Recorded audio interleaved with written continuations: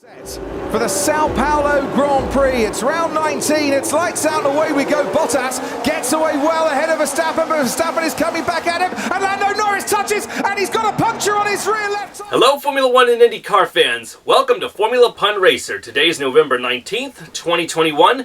I'm here today to give you my review on the F1 race that samba down in Brazil at the Sao Paulo Interlagos circuit, the Brazilian Grand Prix, which occurred back on the 14th of November, and I gotta say, it was definitely a samba to remember. Starting with the start of the race, Lando Norris of McLaren and Carlos Sainz Jr. of Ferrari had a little tangle right before the first corner on the first lap, but Sainz basically had nowhere to go, so Lando Norris had to limp around the track on the first lap to get a new left rear tire. Tough luck for the birthday boy. In other words, Lando Norris just celebrated his birthday back on the 13th, so I say, Lando, happy belated birthday, and I wish you lots of racing luck in the future. Fortunately, he was able to continue on and finish in the top 10, so isn't that a miracle or what? Two of the biggest highlights of the race occurred in the first corner of the track. At first, when it was Yuki Tsunoda's AlphaTauri Honda going against Lance Stroll's Aston Martin, the two would collide with Yuki's front wing clipping Lance Stroll's left rear tire. Yuki Tsunoda's front wing would break off while Lance would continue on flawlessly, but unfortunately later on Lance Stroll would retire with mechanical issues. So too would Daniel Ricciardo of Australia's McLaren, so those were the only two retirees of the race. While Yuki limped around to get a new front wing, he was still incurred a 10-second penalty and finished 15th. Oh. Oh. Ugh! A few laps later, Mick Schumacher's Haas Ferrari and Kimi Räikkönen's Alfa Romeo would collide in the same spot in almost the same manner, with Mick Schumacher's front wing breaking off, but Kimi, no harm, no foul in his case. But all the same, Mick had to pit for a new front wing. And as for Alfa Romeo and Kimi Räikkönen's final year in F1 before retiring, I might have said earlier that Valtteri Bottas of Finland will be leaving Mercedes for the Italian Stallions effort, or should I say Junior, because that's not Ferrari, although Alfa Romeo does have Ferrari engines in their department. Who is going to be his teammate? Surprisingly, not Antonio Giovinazzi. No! No, I believe...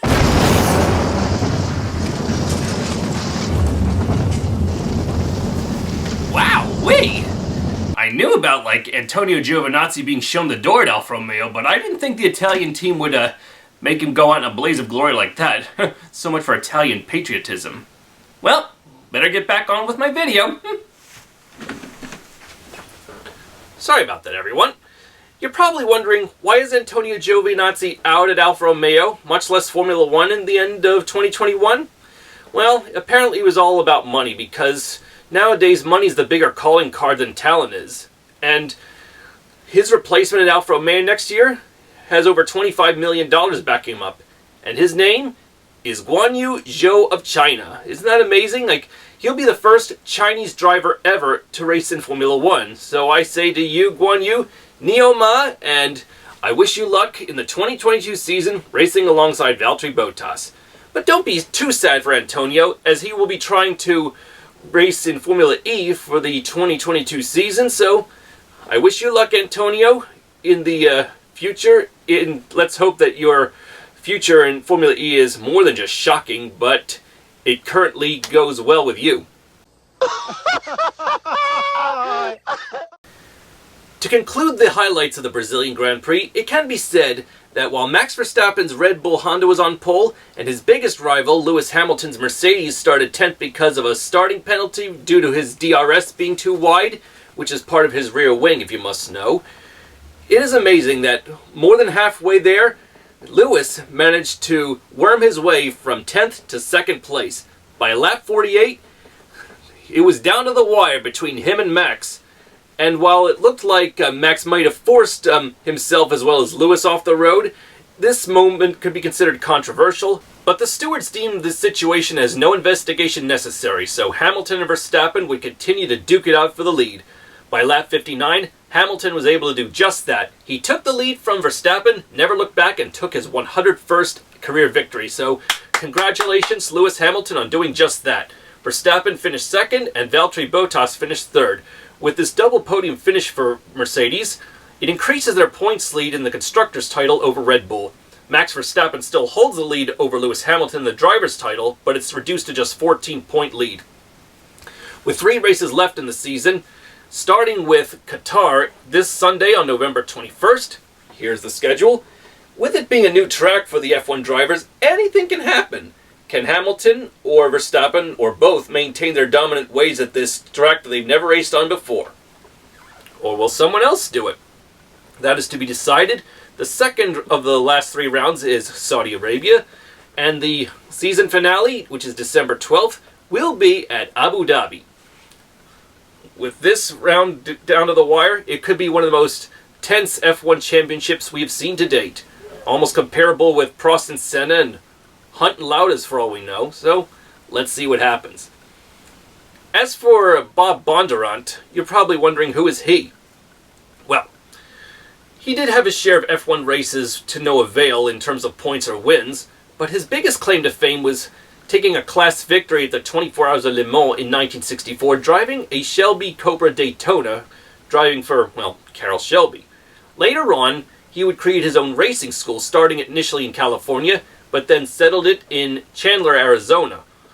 I can't say I know much about Bob Bondurant other than this racing school he created, but I remember hearing about it on a Speed Week article back in 1993 with Bob Jenkins hosting, and he said he did his share of driving there too. In fact, Nicolas Cage and Tom Cruise had done their share of taking lessons at this racing school as well. A lot of graduates in racing have come from there. I don't know if any Indy 500 winners got their education from that school, but if so, congrats to that. You owe it to him greatly. So basically what I'm saying is, this video dedicated to Bob Bondurant, well, he passed away back on the 12th of November, and he was 88, so I just wanted to say that I'm sorry for his family's loss. So a moment of silence, if you please.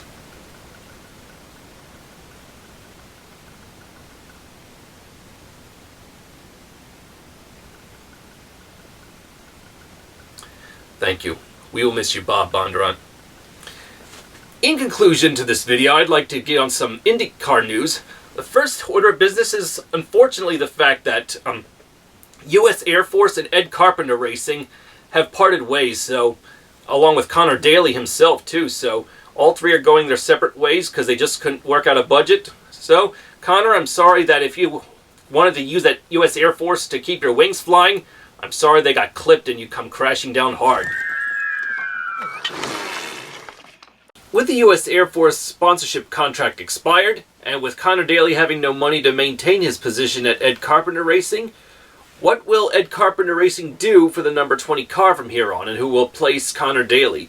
That is yet to be decided at this point, as well as, well, Ed Carpenter will still drive the number 20 car at the oval courses only, while someone else will most likely do the road and street courses in that car. Will Ryan Hunter-Reay take over those positions? Who knows? But then I'm sure Ryan would like to continue racing IndyCar full-time, because I'm sure he's still got some potential to show. And for all of us, always giving us a Hunter-Reay of sunshine when he wins. In more recent IndyCar news, it turns out that Mercedes EQ Formula E drivers Stoffel, Vandoorne of Belgium and Nyck de Vries of the Netherlands, who became Formula E champion this year, will test drive an IndyCar on December 6th at Sebring International Raceway. With Stoffel Vandoorne having some McLaren F1 connections, he will naturally test drive for McLaren Schmidt-Peterson, while Nyck de Vries will test drive for Meyer Shank. So, who knows what will come of that? Will it appeal to them enough to race Indy cars in the future, if not the Indy 500? I sure hope so, unlike Nico Hülkenberg, which is a bit of a disappointment that he decided to chicken out of the idea. Well, anyway, I wish you luck in hoping you like Indy cars, Nyck and Stoffel. And as for Antonio Giovinazzi, I may have said earlier in this video that he'll be driving Formula E next year, so at least he's got a seat somewhere. Who is he racing for? Jay Penske Racing. Yep, the son of Roger himself. His teammate will be Sergio Sete Camara of Brazil, so I wish you both luck in that region, and I hope that your results are electrifying. Well, that's it for this video. Thanks for watching, everyone. If you like my videos, please subscribe and be sure to click the notification bell to be notified of when my next videos come about. Be sure to tune in to see the F1 cars race in the sands of Qatar. The inaugural Qatar Grand Prix, November 21st as I said. Then Saudi Arabia, December 5th, and the season finale at Abu Dhabi, December 12th. Do you think Max Verstappen will hold on to the points lead and win the championship? Or will Lewis Hamilton take his 8th championship success? You tell me in the comments what you think, and I'm always glad to hear your comments. And I'll see you next time. I'm Aaron Cylinder, firing on all cylinders.